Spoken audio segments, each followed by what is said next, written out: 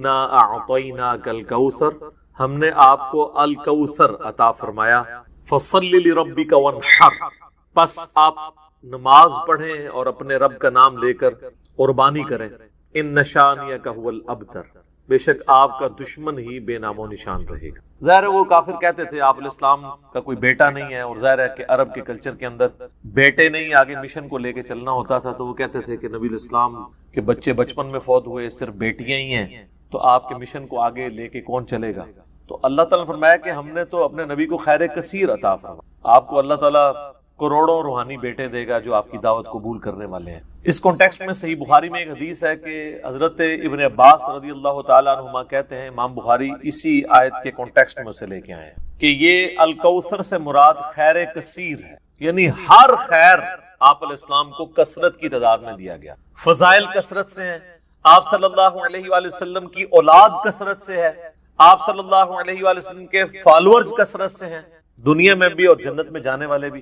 بخاری مسلم دونوں میں حدیث ہے کہ جنتیوں کا نصف میری امت سے ہوگا، اور ابن ماجہ میں حدیث ہے کہ جنتیوں کی 120 میں سے 80 صفحے میری امت سے ہوں گی۔ تو یہ خیر کثیر ہے آپ کو عطا فرمایا۔ تو بخاری کی اس حدیث میں آتا ہے کہ عبداللہ بن عباس کا جب یہ قول بیان کرتے ہیں حضرت سعید ابن جبیر، تو ان کو بعض تبع تابعین کہتے ہیں کہ جب ہم لوگوں سے یہ بیان کرتے ہیں نا کہ اس سے مراد خیر کثیر ہے، تو لوگ کہتے ہیں کہ نہیں، الکوثر سے مراد جنت کی ایک نہر ہے الکوثر۔ تو سعید ابن جبیر کہتے ہیں کہ جنت کی وہ نہر بھی تو خیر کثیر میں داخل ہے، حضور کو جو جنت کی نعمتیں ملیں گی وہ بھی کثرت کے ساتھ ملیں گی۔ تو یہ 10 احادیث، اس میں سے پہلی حدیث صحیح بخاری اور صحیح مسلم کی متفق علیہ حدیث ہے، اور مشکات میں اس کا نمبر ہے 1223 اور یہ بڑی مشہور حدیث ہے، جس سے آپ کو یہ بات پتا چلے گی کہ چاہے شب قدر ہو یا کوئی اور رات ہو، اس میں جو فضائل و برکات ہیں وہ کسی نہ کسی درجے میں روزانہ رات کے اندر آخری تہائی پہر کے اندر موجود ہے۔ اور یہ بڑی مشہور حدیث ہے، آپ صلی اللہ علیہ وآلہ وسلم نے فرمایا ہر رات، یعنی 355 دن قمری اعتبار سے اور 365 دن سولر ایئرز کے اعتبار سے، ہر رات جب آخری تہائی رات باقی رہ جاتی ہے، یعنی رات کی ڈیوریشن ہے غروب آفتاب سے لے کر فجر کا وقت شروع ہونے تک، اس کو کہتے ہیں رات۔ اگر یہ سپوز 9 گھنٹے کی رات ہے تو اس کو 3 پہ ڈیوائیڈ کر لیں، تو آخری جو 3 گھنٹے ہوں گے ہر رات تمہارا رب آسمان دنیا پر نزول فرماتا ہے جیسا کہ اس کی شان کے لائق ہے، اور پوچھتا ہے کوئی ہے جو مجھ سے دعا کرے کہ میں اس کی دعا قبول کروں، کوئی ہے جو مجھ سے مانگے کہ میں اسے عطا کروں، کوئی ہے جو مجھ سے مغفرت طلب کرے کہ میں اسے بخشش عطا فرما دوں، اور یہ سلسلہ جاری رہتا ہے حتیٰ کہ طلوع فجر ہو جائے، یعنی آخری تہائی رات کا جو حصہ ہے ختم سحری تک، فجر کا وقت شروع ہونے تک اللہ تعالیٰ کی طرف سے یہ ندا آتی رہتی ہے۔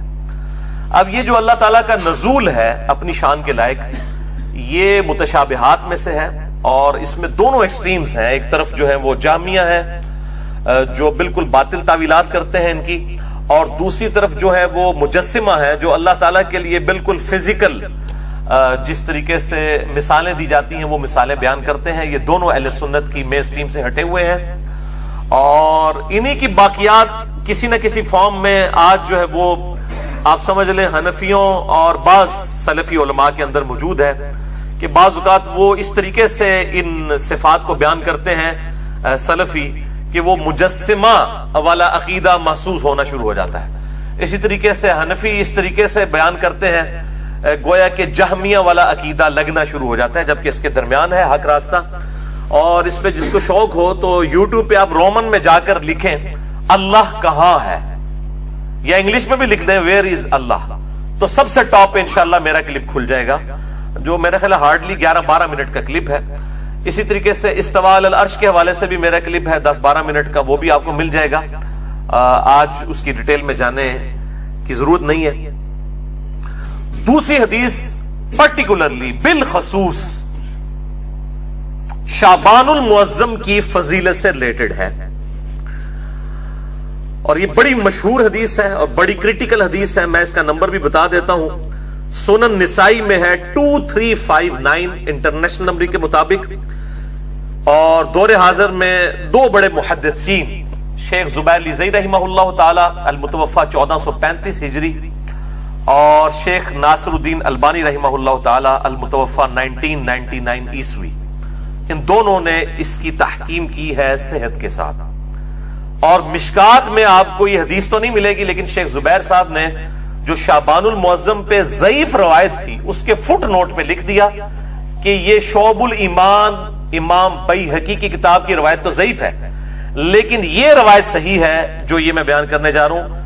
1305 نمبر 1305 مشکات میں جو حدیث ہے اس کے فٹ نوٹ پہ یہ حدیث شیخ زبیر صاحب نے سنن نسائی کی لکھ دی ہے. اسامہ ابن زید رضی اللہ تعالیٰ عنہ کہتے ہیں کہ میں نے نبی صلی اللہ علیہ وسلم سے پوچھا، اے اللہ کے محبوب صلی اللہ علیہ وآلہ وسلم، کیا وجہ ہے کہ میں آپ کو رمضان المبارک کے بعد کسی اور مہینے میں اتنے روزے رکھتا ہوا نہیں دیکھتا جتنے روزے آپ شعبان المعظم کے مہینے میں رکھتے ہیں؟ تو آپ صلی اللہ علیہ وسلم نے فرمایا کہ یہ جو مہینہ ہے جو رجب اور رمضان کے درمیان ہے یعنی شعبان، یہ ایسا مہینہ ہے کہ اکثر لوگ اس کی فضیلت سے غافل ہیں. یہ بڑی امپورٹنٹ بات ہے. اکثر لوگ اس کی فضیلت سے ناواقف ہیں اور غافل ہیں. غافل کے الفاظ ہیں. جبکہ یہ ایسا مہینہ ہے کہ جس میں اعمال اللہ کے حضور پیش کیے جاتے ہیں، اور میں اس لیے کثرت سے روزے رکھتا ہوں. اور بخاری مسلم کی حدیث میں آتا ہے کہ بعض اوقات آپ نے شعبان کا پورا مہینہ ہی روزے رکھے ہیں. میں اس لیے کثرت سے روزے رکھتا ہوں کہ میری یہ خواہش ہے کہ جب اللہ تعالیٰ کے حضور شعبان کے مہینے میں میرا نامہ اعمال پیش ہو تو میں روزے کی حالت میں ہوں، روزے کی حالت میں میرا نامہ اعمال پیش ہو. اچھا، نامہ اعمال جو ہے بخاری مسلم کی ایک حدیث میں آتا ہے کہ روزانہ بھی پیش ہوتے ہیں. عصر اور فجر کے وقت فرشتے جو ہیں وہ بدلتے ہیں. اسی طریقے سے اسی کانٹیکسٹ میں ایک حدیث ہے صحیح مسلم میں اور جامعہ ترمذی میں موجود ہے اور مشکات میں ہے 2056 کہ آپ صلی اللہ علیہ وآلہ وسلم ہر پیر اور جمعرات کا روزہ رکھتے تھے. پوچھا گیا کیوں رکھتے ہیں؟ تو فرمایا ہر پیر اور ہر جمعرات کو نامہ اعمال اللہ کے حضور پیش ہوتے ہیں. میری خواہش ہے کہ میں روزے کی حالت میں میرا نامہ اعمال اٹھایا جائے. یعنی ہفتہ وار بھی پیشی ہوتی ہے پیر اور جمعرات کو، روزانہ جو ہے عصر اور فجر کے وقت، اور ہفتے میں پھر وہ کمبائنڈ فارم میں جس طرح ہمارا بھی ہوتا ہے کہ ایک سال کا بجٹ آتا ہے پھر مہینوں پہ ڈیوائیڈ ہوا ہوتا ہے پھر منی بجٹس ہوتے ہیں. تو اللہ تعالیٰ کا بھی جو سال کا پورا سیشن ہے وہ شب قدر ہے جو رمضان کے آخری عشرے کی طاق راتوں میں ہے. اور جو ہفتہ وار ہے وہ اس اعتبار سے پیر اور جمعرات اور روزانہ فجر اور عصر کے وقت، اور سال میں ایک مہینہ اللہ تعالیٰ نے مخصوص کیا ہے. ایک تو ایک رات ہے نا، ایک مہینہ بھی مخصوص ہے، وہ شعبان المعظم کا مہینہ ہے اس حدیث کے تحت. اچھا، اسی کانٹیکسٹ میں ایک اور حدیث بھی ہے جو صحیح مسلم میں ہے اور مشکات میں اس کا نمبر ہے 2045 کہ آپ صلی اللہ علیہ وسلم سے جب پیر کے روزے کے بارے میں پوچھا گیا تو آپ نے فرمایا فیہ ولدت وفیہ انزل علیہ، کہ میں پیر کا روزہ اس لیے رکھتا ہوں کہ اس دن میں پیدا ہوا اور اسی دن مجھ پر پہلی دفعہ وہی نازل ہوئی. یعنی اللہ تعالیٰ نے آپ کو مبعوث فرمایا. نبی پیدائشی طور پہ نبی ہوتا ہے لیکن مبعوث اس وقت ہوتا ہے جب اللہ تعالیٰ کی طرف سے حکم اس کی طرف آتا ہے. تیسری حدیث بھی بخاری اور مسلم دونوں میں موجود ہے، مشکات میں ہے 2036. اما عائشہ رضی اللہ تعالیٰ عنہ کہتی ہیں کہ میں نے رمضان مبارک کے علاوہ آپ صلی اللہ علیہ وآلہ وسلم کو کسی بھی اور مہینے میں اتنے روزے رکھتے ہوئے نہیں دیکھا جتنا کہ شعبان کے مہینے میں روزے کثرت کے ساتھ رکھتے ہوئے دیکھا ہے. چوتھی حدیث صحیح مسلم سے مشکات میں ہے 2036. اس میں اما عائشہ کے الفاظ ہیں کہ آپ صلی اللہ علیہ وسلم شعبان کا پورا مہینہ ہی روزہ رکھا کرتے تھے. اب یہ دونوں طرف تطبیق آپٹیمل سولوشن یہ ہوگا کہ اکثر آپ کا عمل یہ تھا کہ آپ صلی اللہ علیہ وسلم پورا مہینہ ہی روزہ رکھا کرتے تھے شعبان کا، بسا اوقات بیچ میں سے چھوڑ بھی دیتے تھے. اور یہ دونوں یعنی آپ صلی اللہ علیہ وسلم سے اعمال ثابت ہیں. 5ਵੀं حدیث بھی صحیح مسلم سے. آپ دیکھ لیں یہ ساری کی ساری حدیث بخاری اور مسلم سے ہیں سوائے ایک سنن نسائی والی حدیث. اور مشکات میں ہے 2046 صحیح مسلم کے ریفرنس سے کہ اما عائشہ رضی اللہ تعالیٰ عنہ کہتی ہیں کہ آپ صلی اللہ علیہ وسلم ہر مہینے 3 روزے رکھا کرتے تھے اور اس چیز کی بھی پرواہ نہیں کرتے تھے کہ وہ کن ایام میں ہو. یعنی آپ صلی اللہ علیہ وسلم 3 روزے تو کم از کم رکھا کرتے تھے. مہینے کے ہر ہفتے میں بھی 2 روزے ہوتے تھے, وہ 8 روزے الگ ہیں پیر اور جمعرات کے, اس کے علاوہ مہینے میں 3 روزے, لیکن اس کی پرواہ نہیں کرتے تھے کہ کن دنوں میں ہوں. لیکن ایک عمومی عمل ہے وہ ایام 20 کا ہے. یہ 20 الپس بیضا ہم اردو میں بھی استعمال کرتے ہیں, یعنی جن دنوں میں چاند گول ہو جاتا ہے وہ ایام 20. عربی میں بید کہلائے گا, دواد آتا ہے اینڈ پہ, اور اردو میں 20 با یا اور دواد. جن دنوں میں چاند گول ہوتا ہے انہیں کہتے ہیں ایام 20. 13, 14 اور 15 چاند کی راتیں, ان میں آپ صلی اللہ علیہ وسلم کا عمومی عمل تھا. ویسے اگر یہ نہ بھی رکھیں تو باقی دنوں میں ضرور 3 روزے مہینے کے پورا کیا کرتے تھے. اور اس حوالے سے وہ 6ٹھی حدیث ہے, صحیح بخاری اور صحیح مسلم دونوں میں موجود ہے. مشکات میں ہے 2054 کہ آپ صلی اللہ علیہ وسلم نے فرمایا کہ ہر ماہ میں 3 روزے رکھ لینے والا گویا اس طرح ہے کہ وہ ہمیشہ ہی روزہ رکھتا ہے. یعنی ہمیشہ اگر کوئی شخص روزہ رکھے تو اگر مہینے میں 3 روزے رکھ لے تو اللہ تعالیٰ اس کو گویا اس طرح کا ثواب عطا فرمائے گا کہ وہ ہمیشہ روزہ رکھنے والے کے مترادف ہے. اور اسی حدیث میں الفاظ موجود ہیں کہ آپ صلی اللہ علیہ وسلم نے روزانہ روزہ رکھنے سے منع فرمایا, اور فرمایا اگر کسی نے بہت روزے رکھنے ہیں تو داؤدی روزے رکھے, یعنی ایک دن روزہ رکھے اور ایک دن چھوڑ دے. یہ ایز اے لاسٹ ریزارٹ, یعنی مہینے میں آپ یہ ایک روزہ چھوڑ کے ایک روزہ یہ رکھ سکتے ہیں, اس کی اجازت مرحمت فرما دی. اچھا, یہ جو سیم فضیلت ہے جو مہینے میں 3 روزے رکھے اسے پورے سال کے روزوں کا ثواب ملے گا. اب مہینے میں 3 رکھیں تو سال کے کتنے بنے؟ 12 دیا 36. ایک آسان عمل بھی ہے, وہ صحیح مسلم میں ہے اور مشکات میں 2047 کہ آپ صلی اللہ علیہ وآلہ وسلم نے فرمایا جو شخص رمضان کے بعد 6 روزے رکھ لے شوال کے, اب اس میں کوئی شرط نہیں ہے کہ وہ فوراً بعد شروع کرنے ہیں. بعض نے کہا جی ایک فوراً رکھ لو, باقی پاویں پورے مہینے رکھ لو, کوئی تفریق نہیں ہے. پورے مہینے میں جس وقت چاہیں یہ 6 کی گنتی پوری کر سکتے ہیں, چاہے فوراً بات کر لیں چاہے بعد میں شروع کریں, جس وقت مرضی یہ 6 روزے رکھ لے. صحیح مسلم مشکات میں 2047. تو گویا اس طرح ہے کہ وہ پورا سال ہمیشہ ہی روزہ رکھنے والے کے مترادف ہے. تو یہ اللہ تعالیٰ کی طرف سے آسانی ہے کہ آپ 36 روزے رکھ کے بھی اور 6 روزے رکھ کے بھی. جیسے صحیح مسلم میں حدیث ہے کہ سیدہ جویریہ رضی اللہ تعالی عنہا آپ صلی اللہ علیہ وسلم فجر کے بعد کہیں گئے تو دیکھا مصلے پہ بیٹھی ہوئی ہیں. کافی دیر بعد آپ واپس آئے, سورج کافی بلند تھا, وہ اس وقت تک مصلے پہ بیٹھی عبادت کر رہی تھی. تو آپ نے فرمایا کہ تم صبح سے بیٹھی ابھی تک عبادت کر رہی ہو؟ انہوں نے کہا ہاں جی. تو آپ صلی اللہ علیہ وسلم فرمایا کہ میں نے 4 کلمات 3 دفعہ کہے ہیں اور مجھے اس سے زیادہ ثواب مل گیا. سبحان اللہ و بحمدہ عدد خلقہ ورضا نفسہ وزنۃ عرشہ ومداد کلماتہ. یہ 4 کلمات سبحان اللہ و بحمدہ کے ساتھ 3 دفعہ کہہ لیے اور کہا تم سے زیادہ ثواب مجھے مل گیا. وہی اللہ کی رحمت ہے. اسی طریقے سے شوال کے 6 روزے سے بھی پورے سال کے روزوں کا ثواب مل جائے گا. مہینے کے 3 روزے رکھنے سے بھی پورے سال کے روزے. تو آپ چوپڑیاں نالے 2 کرو, جس کو زیادہ شوق ہے وہ 3 روزے بھی رکھے, شوال کے 6 روزے بھی رکھے. باقی میرا اپنا پرسنل جو ہے ایکسپیرینس اور تجربہ یہ کہتا ہے کہ اگر رمضان کے فوراً ساتھ ہی 6 رکھ لیے جائیں تو وہ آسان ہوتے ہیں رکھنے, کیونکہ ایک روٹین بنی ہوئی ہوتی ہے. جب آپ روٹین توڑتے ہیں پھر ذرا مشکل ہو جاتا ہے. جائز تو ہے اور اس میں کوئی قدغن بھی نہیں ہے, لیکن اس وقت فوراً ساتھ رکھ لینا آسانی ہوتا ہے. 7ویں حدیث بھی بخاری اور مسلم دونوں میں ہے, مشکات میں 1262. سیدنا ابو ہریرہ کہتے ہیں رضی اللہ تعالیٰ عنہ کہ نبی صلی اللہ علیہ وسلم نے مجھے 3 کاموں کی نصیحت کی تھی. نمبر 1, مہینے میں 3 روزے رکھنا, وہی ایام 20 والے. نمبر 2, روزانہ اشراق یا چاشت یا دوحہ یا اوابین, یہ چاروں ایک ہی نماز کے نام ہے. میرا مسئلہ نمبر آپ 30 دیکھ لیں, میں نے اس میں بتایا. چاشت کی کم از کم 2 رکعتیں پڑھ لینا, اور تیسرا سونے سے پہلے وتر پڑھ لینا. ویسے تو افضل ہے آخری پیر میں، لیکن جو شخص مطلب اہتمام نہ کر سکتا ہو تو سونے سے پہلے ضرور پڑھ لے. آپ صلی اللہ علیہ وسلم سے ہر طرح ثابت ہے، سونے سے پہلے بھی اور رات کو اٹھ کے بھی. اور نماز وتر پہ میں نے ڈیٹیل 2 گھنٹے کا لیکچر دے دیا ہے. مسئلہ نمبر 130، مسئلہ نمبر 130، نماز وتر سے متعلق صحیح فقہی احکام و مسائل.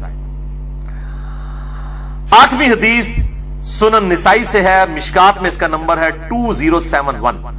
ابن عباس رضی اللہ تعالیٰ عنہ کہتے ہیں کہ آپ صلی اللہ علیہ وآلہ وسلم چاہے سفر ہو چاہے مقیم حالت میں حضر میں ہو، آپ صلی اللہ علیہ وسلم ایام 20 کے روزے کبھی نہیں چھوڑتے تھے، سفر میں بھی رکھتے تھے، 13، 14 اور 15. 9ویں حدیث سیدنا ابو ذر غفاری رضی اللہ تعالیٰ عنہ کے حوالے سے ہے، جامعہ ترمذی میں اور سنن نسائی کے اندر. مشکات میں اس کا نمبر ہے 2057. ابو ذر غفاری رضی اللہ تعالیٰ عنہ کہتے ہیں کہ آپ صلی اللہ علیہ وآلہ وسلم نے فرمایا کہ اے ابو ذر، جب تم مہینے میں 3 روزے رکھو تو 13، 14 اور 15 کو رکھا کرو چاند کی، یعنی ایام 20 جن میں چاند گول ہوتا ہے، 13، 14، 15. لیکن مسلم کی حدیث ہم پہلے سن چکے ہیں، یہ ضروری نہیں ہے، یہ بہتر ہے 13، 14، 15. ادروائز آپ پورے مہینے میں کسی بھی وقت 3 روزے رکھ سکتے ہیں. یہ افضلیت والا معاملہ. اب آگے میرے بھائیوں وہ ٹروتھ ریویلنگ 10ویں حدیث شعبان المعظم کے روزے کے حوالے سے، اور پرٹیکولرلی 15 شعبان المعظم کا جو روزہ ہے اس کے حوالے سے. اس کو شب برات کے ساتھ کوئی مکس نہ کرے، وہ 15ویں رات ہے، یہ 15واں دن ہے، وہ الگ چیز ہے، یہ الگ چیز ہے. کیونکہ جن لوگوں نے جنہوں کہنا روند مارنا ہوتا ہے نا، وہ کو گل کچھ دی کچھ بنا چھڑ دینا. تو میں پہلے کلیئر کر لوں، یہ شب برات کی بات نہیں ہو رہی، یہ 15 شعبان کے دن کے روزے کی بات ہو رہی ہے. صحیح بخاری اور صحیح مسلم دونوں میں یہ حدیث موجود ہے. بخاری میں اس کا نمبر ہے 1983 اور مسلم میں 2751 اور مشکات میں اس کا نمبر ہے 2038. اور اس حدیث سے جو میں رزلٹ نکال رہا ہوں یہ میرا تفرد نہیں ہے، اہل سنت ہی میں سے ایک اہل حدیث میں سے نکلا ہوا آف شوٹ ہے، جماعت المسلمین والے، ان کا بھی یہی موقف ہے. وہ بھی 15 شعبان کے روزے کو نہ صرف سنت بلکہ واجب سمجھتے ہیں. وہ دوسری ایکسٹریم پہ ہیں، میں ان کا بھی رد کر دوں گا. بہرحال وہ 15 شعبان کے روزے کو بخاری اور مسلم کی اس حدیث کے تحت سنت سمجھتے ہیں. سیدنا عمران بن حسین رضی اللہ تعالیٰ عنہ کہتے ہیں کہ نبی صلی اللہ علیہ وآلہ وسلم نے مجھ سے یا کسی اور شخص سے یہ بات پوچھی. اب وہ تابعی کو یاد نہیں کہ انہی سے پوچھی تھی یا کسی اور صحابی سے. کیا پوچھا؟ اصمت من سرر شعبان، کیا تم نے شعبان، سرر شعبان، یہ سرر عربی میں 2 معنوں میں استعمال ہوتا ہے. ایک تو یہ اردو میں بھی ہم سرے کے طور پہ بھی استعمال کرتے ہیں نا، شعبان کے سرے کا روزہ رکھا ہے، یا وہ سرا ہوگا پہلا عشرہ یا ہوگا تیسرا عشرہ. اور ایک جو سرر کا معنی ہے وہ درمیان اور بیچ بھی آتا ہے، کھوکھلی چیز، سینٹر کے لیے بھی یہ سرر کا لفظ استعمال ہوتا ہے. اور یہ اپروپریٹ ٹرانسلیشن ہے کیونکہ اس کو سپورٹیو ایک اور حدیث ہے جو میں انشاءاللہ آن کیمرہ بھی دکھا دوں گا انشاءاللہ. تو تم نے سرر شعبان یعنی شعبان کے بیچ کا روزہ رکھا ہے؟ تو انہوں نے عرض کیا نہیں یا رسول اللہ صلی اللہ علیہ وآلہ وسلم. تو آپ نے فرمایا پھر جب تم رمضان کے روزے مکمل کر لو تو شوال کے اندر 2 روزے رکھ لینا. یعنی یہ ایک روزہ چھوٹا ہے، اب اس کے بدلے 2 روزے رکھ دینا. یہ ترغیب دلانے کے لیے، کوئی واجب نہیں، ترغیب دلانے کے لیے. یعنی وہ اس کے ایکویلنٹ 2 روزے ہو جائیں گے. بعض لوگ اس طرف گئے کہ یہ جو بیچ والا شعبان ہے اس سے مراد ایام 20 کے 3 روزے ہیں. بھائی اگر 3 چھوڑے ہوتے تو اس کے بدلے 6 رکھوائے جاتے، یا کم از کم 3 کو کم کر کے تو آپ نے 2 نہیں کروانے تھے.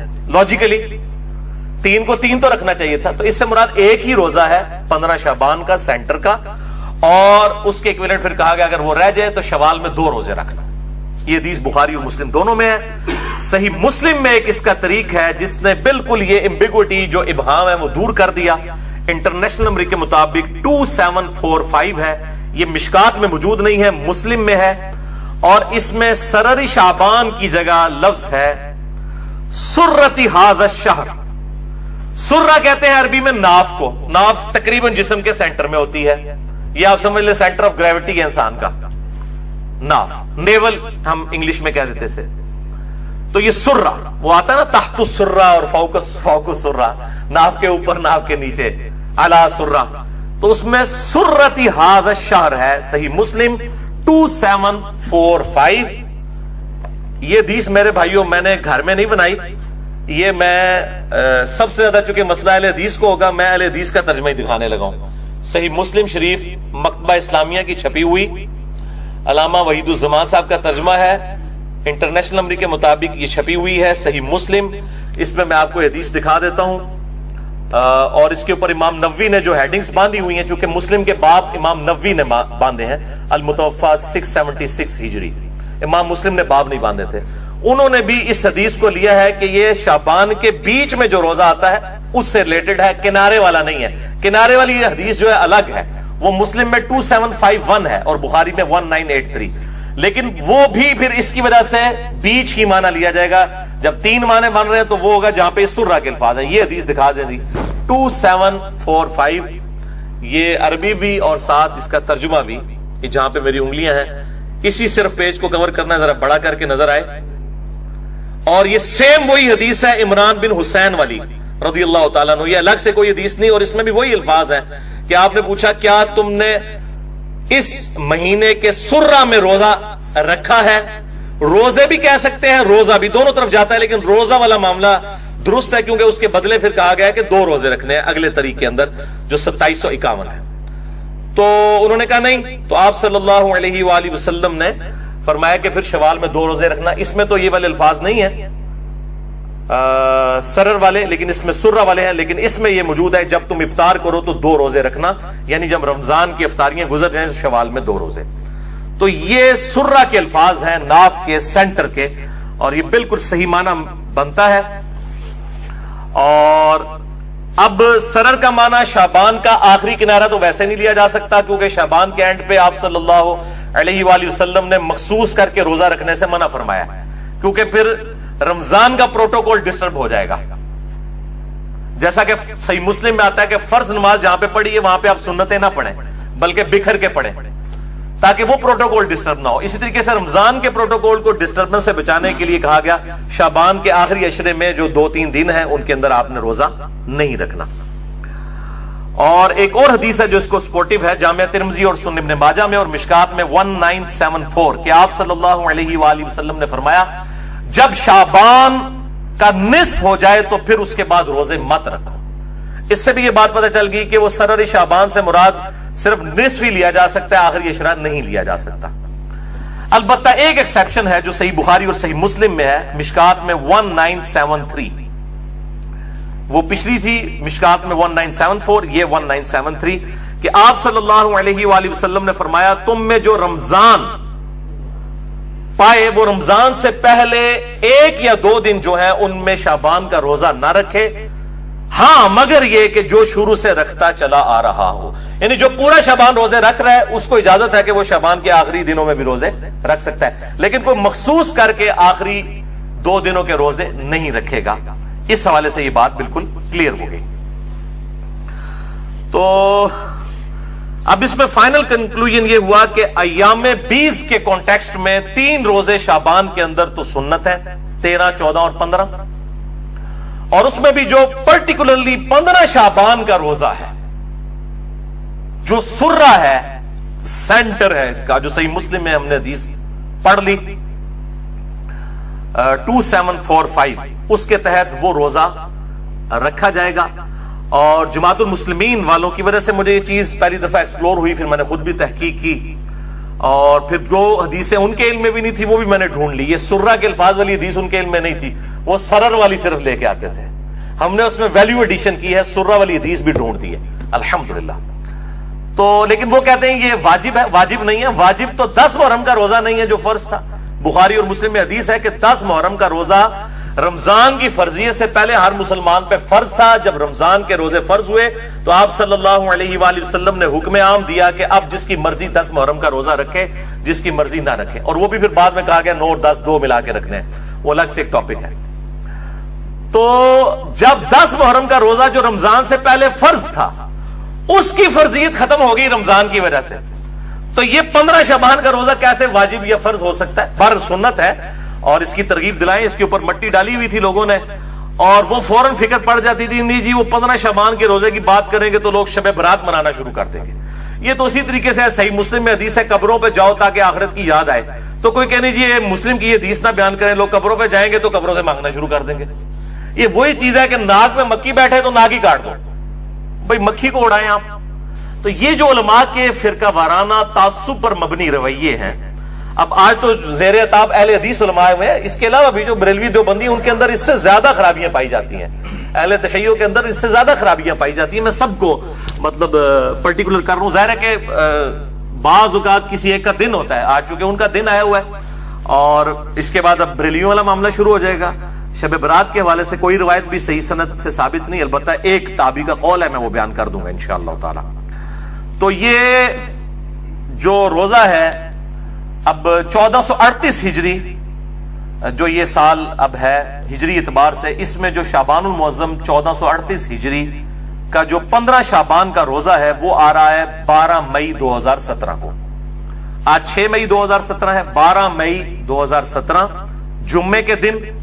اور بخاری و مسلم میں حدیث موجود ہے, ابو داؤد میں ذرا وضاحت کے ساتھ ہے, آپ صلی اللہ علیہ وسلم نے اکیلے جو ہے وہ جمعے کا روزہ اور اکیلا ہفتے کا روزہ رکھنے سے منع فرمایا. لیکن اسی مسلم کی حدیث میں الفاظ ہیں جو میں آگے چل کے وہ حدیث بیان بھی کر دوں گا کہ اگر یہ جو جمعے کا روزہ ہے یہ بیچ میں آ جائے یا کوئی خاص ایک مخصوص ٹائم کے اوپر آ جائے پھر وہ ایکسیپشن ہے.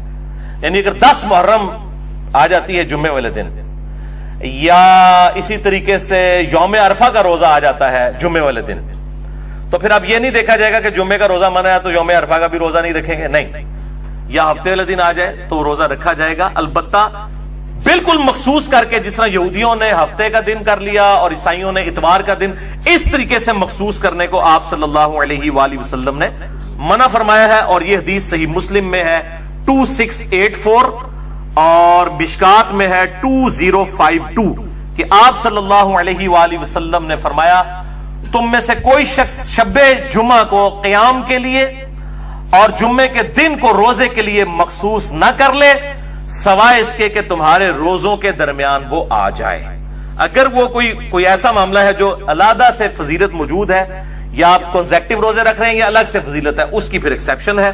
اور بیسیکلی یہود و نصارہ کی مخالفت کے لیے بات کی گئی, لیکن افسوس امت صرف جمعے کی نماز ہی پڑھتی ہے اکثر. حالانکہ آپ صلی اللہ علیہ وسلم نے کہا کہ اس طرح کے سے تم نہ بن جانا یہودیوں کی طرح اور عیسائیوں کی طرح, نعوذ باللہ من ذالک.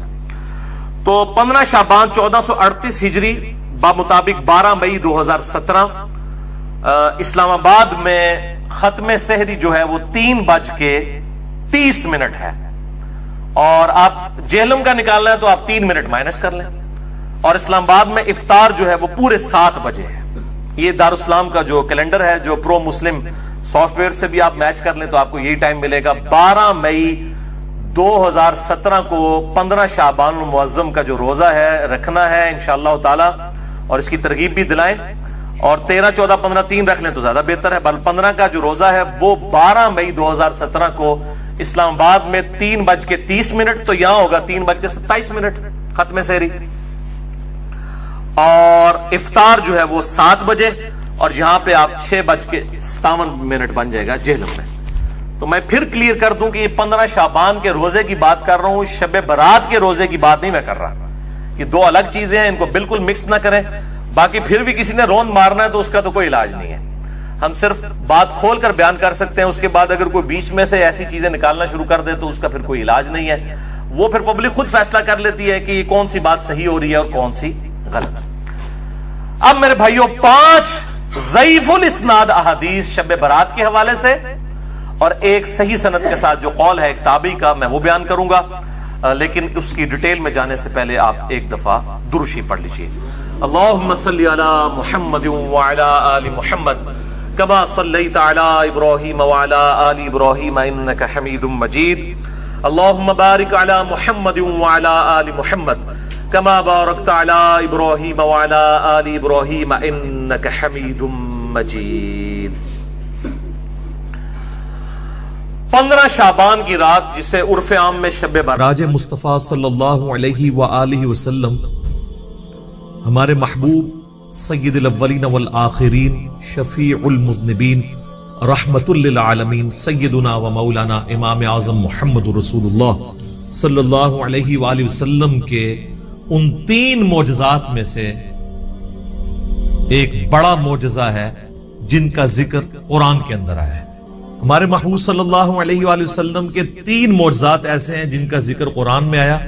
باقی بخاری اور مسلم میں تو درجنوں معجزات کا ذکر ہے، لیکن وہ 3 معجزے جن کو قرآن نے بھی بیان کیا ہے وہ سب سے زیادہ اہمیت کے حامل ہے کیونکہ اس کا ذکر قرآن میں ہے.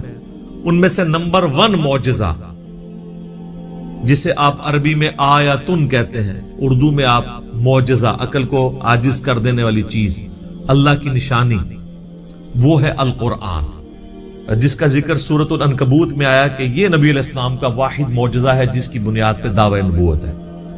اور بخاری اور مسلم میں بھی کئی احادیث اس کو سپورٹیو ہیں. ایک وہ مشہور حدیث ہے بخاری اور مسلم کی کہ اللہ تعالیٰ نے ہر نبی کو کوئی نہ کوئی معجزہ دیا تھا اور مجھے اللہ نے وحی یعنی قرآن کا معجزہ دیا ہے. میں اللہ سے امید کرتا ہوں سب سے زیادہ متبعین قیامت والے دن میرے ہوں گے کیونکہ میرا معجزہ سب سے زیادہ یونیک ہے، یعنی کتاب کا معجزہ. اور دوسرا معجزہ آپ صلی اللہ علیہ وآلہ وسلم کا جو قرآن میں ذکر ہوا وہ شق القمر کا واقعہ ہے جو سورۃ القمر کے سٹارٹ میں ہی آتا ہے. اقتربت الساعہ، قریب آ گئی قیامت. وانشق القمر، اور شک ہو گیا چاند.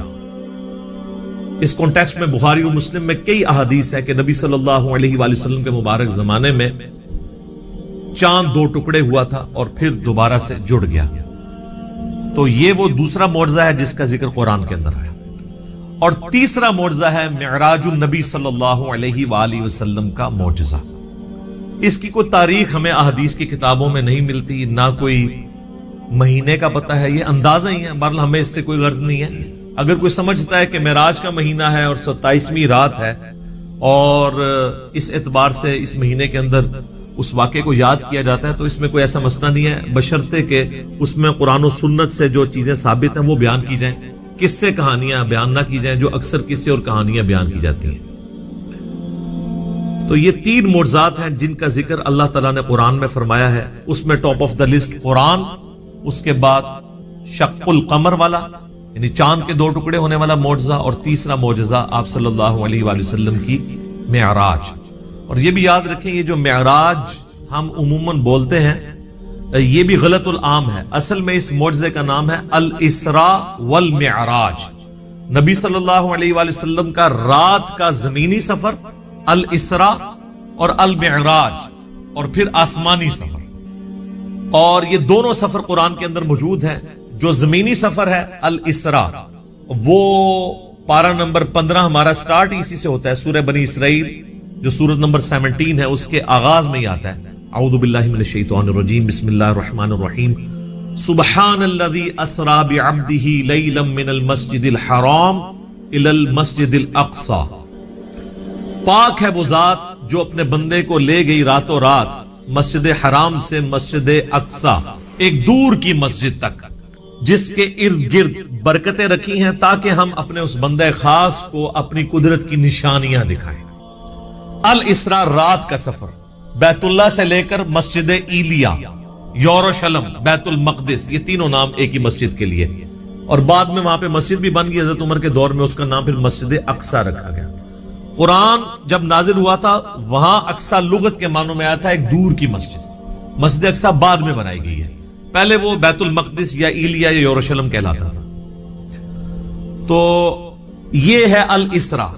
اور پھر وہاں سے آپ صلی اللہ علیہ وآلہ وسلم کو ایک براق پہ سوار کر کے آسمانوں کا سفر کروایا گیا 7ویں آسمان تک، اور پھر سدرۃ المنتہا، اس کا نام ہی ہے سدرۃ المنتہا جہاں پہ مخلوق کی انتہا ہو جاتی ہے، وہاں تک اسے ہم کہتے ہیں المعراج، یعنی اونچائی کا سفر آپ صلی اللہ علیہ وآلہ وسلم کا. اور اس کا ذکر جو ہے وہ سورۃ النجم سورت نمبر 53 میں آیا ہے، جس میں وہ مشہور آیت بھی آتی ہے فَكَانَ قَابَ قَوْسَيْنِ أَوْ أَدْنَىٰ، جس کے اوپر انشاءاللہ میں ڈسکشن بھی کر دوں گا۔ یہ یاد رکھیے گا میرے بھائیو، الاسراء والمعراج یہ پیورلی آپ صلی اللہ علیہ وآلہ وسلم کا جسمانی پلس روحانی سفر ہے۔ یہ کوئی خواب کا واقعہ نہیں ہے، کوئی روحانی ایکسپیرینس نہیں ہے۔ اگر یہ خواب کا واقعہ ہوتا تو کفار مکہ کو بھی ماننے میں آر نہ ہوتی۔ خواب میں تو بہت کچھ انسان دیکھ لیتا ہے، تو یہ جسمانی پلس روحانی ایکسپیرینس ہے۔ اور اس کے ساتھ یہ بھی یاد رکھنا ہے کہ اس کا موڈ برزخی ہے، یعنی اس کو اس دن کوئی دیکھ کے آبزرو نہیں کر سکتا تھا، الا یہ کہ اللہ نے کوئی ایک خاص منظر کسی کو دکھا دیا وہ الگ بات۔ ورنہ یروشلم میں آلموسٹ 1 لاکھ کے قریب انبیاء جمع ہوئے، صحیح مسلم میں آتا ہے، یہاں تک کہ آپ صلی اللہ علیہ وآلہ وسلم نے فرمایا کہ مجھے جبرائیل علیہ السلام نے تمام نبیوں کا امام بھی وہاں پر بنایا۔ میرے بھائی ہمارے شہر میں 1 لاکھ بندہ جمع ہو جائے رات کے وقت تو تھرتھلی پڑ جائے گی، اور اس زمانے کے اندر لیکن کسی نے وہ منظر دیکھا نہیں ہے، وہ ان سین بیریئر تھا۔ اور بیسیکلی یہ اس لیے کروایا گیا، جو سورہ آل عمران میں آیا تھا نا کہ اللہ تعالیٰ نے انبیاء کی ارواح سے عہد لیا تھا کہ اگر میں تمہیں حکمت دوں، نبوت دوں، اور پھر میرا کوئی پیغمبر تم میں آ جائے تو تم نے اس پیغمبر کی تصدیق کرنی ہے، جس طرح کہ یحییٰ علیہ السلام نے حضرت عیسیٰ علیہ السلام کی۔ اور نبی صلی اللہ علیہ وآلہ وسلم کی تصدیق تو سب انبیاء نے کرنی تھی، تو وہ اللہ تعالیٰ نے فزیکلی انبیاء کرام کو جو ہے وہ برزخی طور پہ وہاں پہ جمع کر کے اور آپ صلی اللہ علیہ وآلہ وسلم کے پیچھے نماز پڑھوا کے آپ کی امامت کا اعلان کروایا کہ آپ امام الانبیاء ہیں صلی اللہ علیہ وآلہ وسلم، تاکہ سورہ آل عمران کا وہ والا وعدہ پورا ہو۔ وہ بڑا سٹرکٹ وعدہ ہے، اس میں یہاں تک الفاظ ہیں کہ مجھ سے یہ عہد کرو کہ جب میرے پیغمبر آئیں گے تم ان پر ایمان بھی لاؤ گے، ان کی مدد بھی کرو گے، اور میرے ساتھ یہ بھاری ذمہ اٹھاؤ، میں بھی تمہارے ساتھ گواہوں میں شامل ہوتا ہوں، اور اب بھی اگر کسی نے اس عہد کو توڑا تو وہ فاسقوں میں شمار ہوگا۔ یہ اتنے سخت الفاظ انبیاء کرام علیہ السلام کے بارے میں اللہ تعالیٰ نے ارشاد فرمائے۔ تو یہ برزخی اس کا موڈ تھا۔ اب اگر کسی کو شوق ہے کہ جی میں یہ سارا واقعہ ایک ایک احادیث کے انٹرنیشنل نمبرز کے ساتھ دیکھنا چاہتا ہوں، خود سننا چاہتا ہوں، پڑھنا چاہتا ہوں، تو سننے کی حد تک تو ہم نے الحمدللہ اکتوبر 2015 میں، یہ آج مارچ 2020 چل رہی ہے، اکتوبر 2015 میں آلموسٹ سمجھ لیں 4.5 سال پہلے ڈیٹیل 3 لیکچر، مسئلہ نمبر 126 ABC 3 نشستوں میں آلموسٹ 4.5 گھنٹے کی گفتگو ویڈیو میں ریکارڈ کروا دیا ہے۔ ایک ایک حدیث کا میں نے انٹرنیشنل نمبر بھی بتایا، تو وہ آپ دیکھیں، ہم اس ویڈیو کے نیچے بھی اس کے ڈسکرپشن میں لنک لگا دیں گے۔ اور اس سے بھی بہتر یہ ہے کہ مرنے سے پہلے اے مسلمان کر لے اس پہ غور، کتابوں کا خدا اور ہے، بابوں کا خدا اور، کتابوں کا دین اور ہے، بابوں کا دین اور، کتابوں کی معراج اور ہے، بابوں کی معراج اور، کتابیں خود کھول کے پڑھیں۔ وہ میں آپ کو حوالہ دے دیتا ہوں، صحیح بخاری میں انٹرنیشنل نمبر ہے 3887، ڈیٹیلڈ حدیث ہے پوری واقعہ معراج کی، جس میں الاسراء زمینی سفر بھی ہے، آسمانی سفر، ہر آسمان پہ کس کس پیغمبر سے ملاقات ہوئی، 5 نمازیں دی گئیں، یہ ساری کی ساری 50 سے 5 ہوئی، حضرت موسیٰ علیہ السلام کے ساتھ ملاقاتیں ہوئی، یہ پوری صحیح بخاری میں انٹرنیشنل نمبر ہے 3887، اور سر صحیح مسلم 37 حدیث کنزیکٹیو ہیں۔ شروع میں پہلی جلد کے اندر انٹرنیشنل نمبر کے مطابق 411 سے لے کر 447، 411 سے 447 صرف واقعہ معراج کے اوپر، الاسراء والمعراج۔ اچھا وہاں پہ بھی آپ کو ہیڈنگ مل جائے گی، الاسراء والمعراج، رات کا سفر اور آسمانوں کا سفر۔ اور مشکات میں اگر آپ نے پڑھنا ہے تو تیسری جلد میں آپ کو 5862 سے 5867 تک مسلسل 6 احادیث اس حوالے سے مل جائیں گی جو واقعہ معراج سے ریلیٹڈ ہے، لیکن ظاہر ہے کہ کچھ سکپ بھی ہوئی ہیں، تو وہ آپ صحیح مسلم کا وہ چیپٹر پڑھ لیں 411 سے 447 تک۔ اچھا یہ جو میں نے دعویٰ کیا نا کہ یہ جسمانی پلس روحانی سفر ہے، یہ کوئی خواب کا معاملہ نہیں ہے، اگرچہ خواب میں بھی آپ علیہ السلام کو معراج ہوئی، وہ الگ سے۔ کچھ ضعیف روایتیں بھی ہیں سیدہ عائشہ کی طرف منسوب، حضرت معاویہ کی طرف منسوب، کہ وہ لوگ کہتے تھے کہ نبی علیہ السلام کو خواب میں معراج کروائی گی، لیکن وہ اصول محدثین پہ جعلی روایتیں ہیں۔